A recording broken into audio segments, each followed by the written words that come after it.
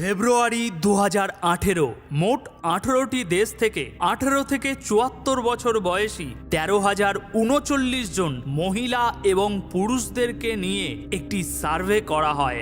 কেন এত পরিমাণ ডিভোর্স হচ্ছে, স্বামী স্ত্রী কেন আলাদা হয়ে যাচ্ছে, বিবাহিত হওয়া সত্ত্বেও কেন আরও একটি রিলেশনে তারা যাচ্ছে, এই প্রশ্নগুলির উত্তর জানাই ওই সার্ভের মূল উদ্দেশ্য ছিল।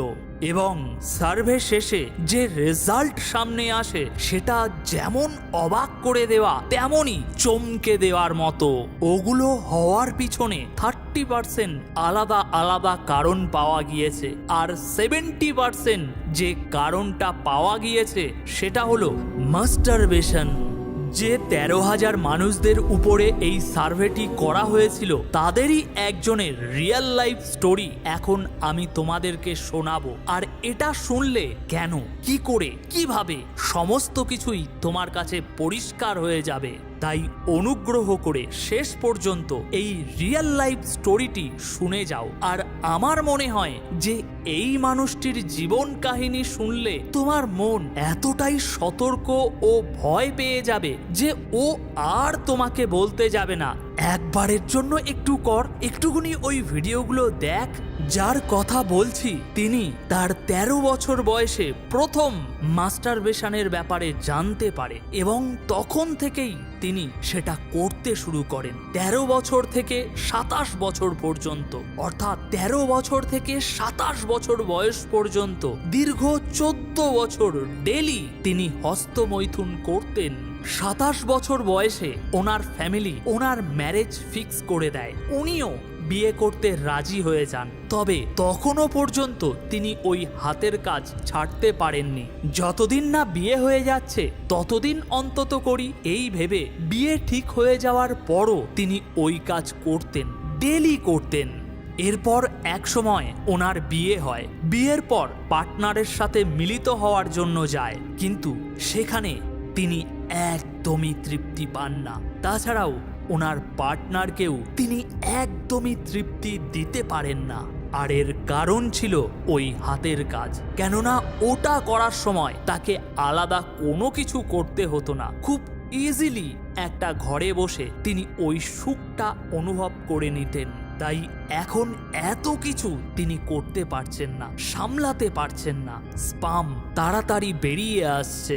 সব থেকে বড় কথা, পার্টনারের সাথে মিলিত হয়ে যে সুখটা পাওয়া যায় সেটা তখন তিনি অনুভবই করতে পারছেন না। একটা অন্ধকার ঘরে একা বসে বসে আজে বাজে ভিডিও দেখে হাত নাড়িয়ে যে সুখটা পাওয়া যায় সেটাই তখন ওনার কাছে সব থেকে ভালো মনে হচ্ছিল। এসব ভালো লাগছে না, ইজিলি যা পাওয়া যায় ওনার মন মস্তিষ্ক তখন সেই দিকেই যাচ্ছিল। সুতরাং এই এত কিছু করে বিয়ে করার পরও, একজন পার্টনারকে পাওয়ার পরও সেসব কোনো কিছুই তার ভালো লাগছিল না। নিজের পার্টনারকেও তিনি স্যাটিসফাইড করতে পারছিলেন না।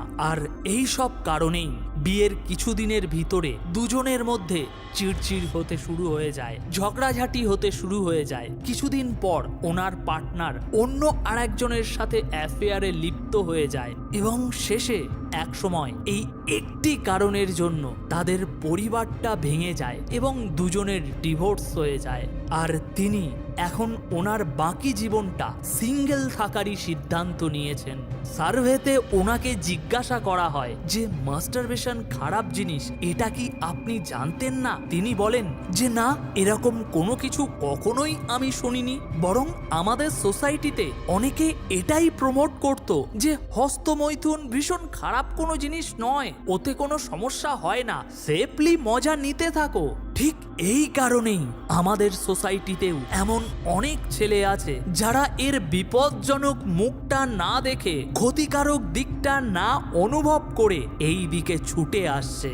কিছু ভুল ইনফরমেশন তাদেরকে এই পথে চালনা করছে। তাই বন্ধুরা, একটি প্রমাণ সহ একটি রিয়েল লাইফ স্টোরি এই ভিডিওর মাধ্যমে আমি তোমাদের সামনে তুলে ধরেছি। হয়তো তোমার মন এবার কিছুটা ভয় পেয়েছে, আরো বেশি সতর্ক হয়ে গিয়েছে এই বিপদটির ব্যাপারে।